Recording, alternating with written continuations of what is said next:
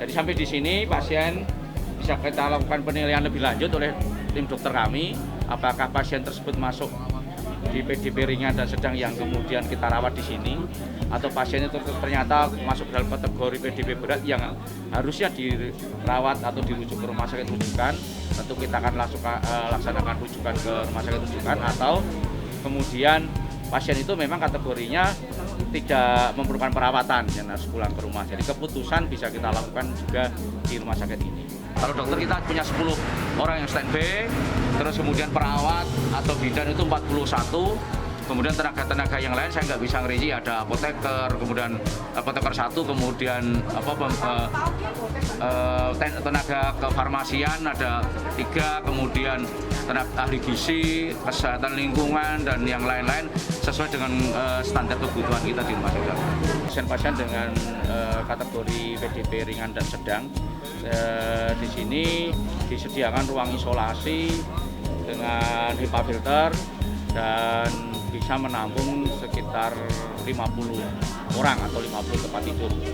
Jadi tentu kita punya ronsen, punya EKG, punya fasilitas-fasilitas standar yang lain yang kita perlukan untuk merawat pasien-pasien kategori tersebut.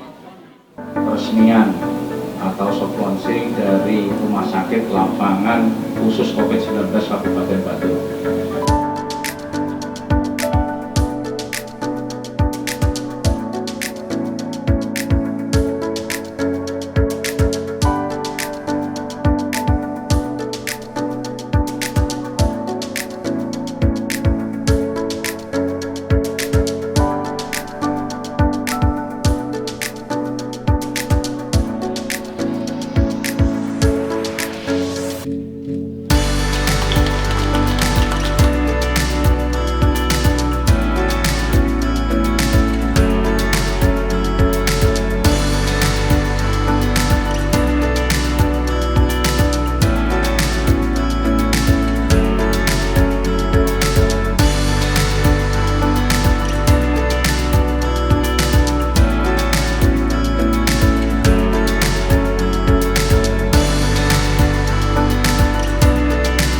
Dekontaminasi pertama masuk sini, nanti dia buka baju, terus baru mandi shower di bilik kedua.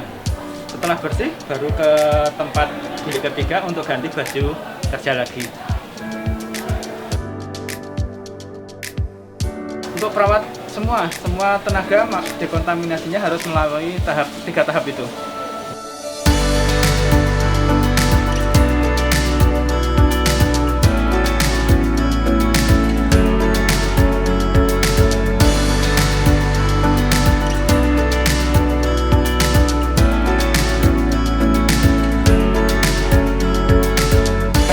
Selamat sore, saat ini saya sedang berada di Rumah Sakit Lapangan Khusus COVID-19 Kabupaten Bantul, dan saat ini saya sedang bersama dengan Kepala Gugus Tugas COVID-19 Kabupaten Bantul bersama dengan Bapak Dr. Andes Halmi Jamharis MM. Selamat sore Bapak. Selamat sore Mbak Lini dan kawan-kawan. Perihal Rumah Sakit Lapangan COVID-19 ini Bapak, bagaimana dengan persiapannya Bapak? Sudah berapa persen untuk dioperasikan?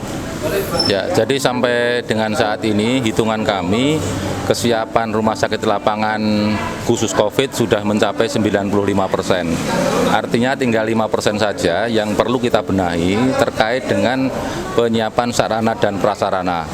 Kami juga melihat bahwa personel yang berupa dokter, perawat, bidan, dan juga tenaga administrasi semuanya sudah siap. Oleh karena itu kami mohon dukungan kepada seluruh warga masyarakat agar kegiatan pengelolaan Rumah Sakit Lapangan COVID ini dapat berjalan dengan baik. Untuk langkah selanjutnya Bapak, apa yang akan dilakukan oleh Pemda Bantul? Ya, tentunya langkah berikutnya kita akan melakukan penjagaan dalam arti bahwa kesinambungan keberadaan rumah sakit ini harus terus-menerus kita pertahankan. Tetapi ke depan kita akan memanfaatkan rumah sakit lapangan ini menjadi rumah sakit tipe D yang ada di Kabupaten Bantul. Untuk yang terakhir Bapak, pesan-pesannya untuk tenaga medis Bapak, terutama di Kabupaten Bantul. Ya, yang pertama kepada petugas medis termasuk di dalamnya adalah dokter. Tentu kami berharap bareng-bareng menjaga kesehatan, karena para beliau inilah yang akan menjadi pahlawan untuk pengelolaan rumah sakit dan pusat-pusat kesehatan dimanapun berada. Yang kedua, agar terus-menerus dilaksanakan koordinasi secara internal dengan manajemen, dan apabila ada kekurangan-kekurangan dalam rangka mendukung pelaksanaan tugas, agar segera diinformasikan kepada Kepala Dinas Kesehatan atau gugus COVID yang ada di Kabupaten Bantul. Terima kasih Bapak atas waktunya, dan semoga rumah sakit khusus COVID ini tidak berpenghuni dan semoga wabah ini segera berakhir. Kami dari tim Bantul TV melaporkan.